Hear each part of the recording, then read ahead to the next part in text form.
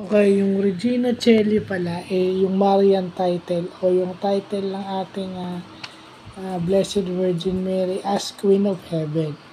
So, pag translate mo yung Regina Coeli, Queen of Heaven pala yun. So, yan, may mga bagong terms tayong natututunan. Regina Coeli, yung meaning is Queen of Heaven. Isa yan sa prayer o hymn, yung pala yun. Mary Queen of Heaven na prayer. O yan. So, yan yung mga bagong natututunan natin. Ako as Catholic, yan yung mga bago. Ngayon ko lang na-encounter yan. I don't recall na may naituro sa amin ganyan. Not until today. So, yan. Butit lumalago yung ating mga kaalaman.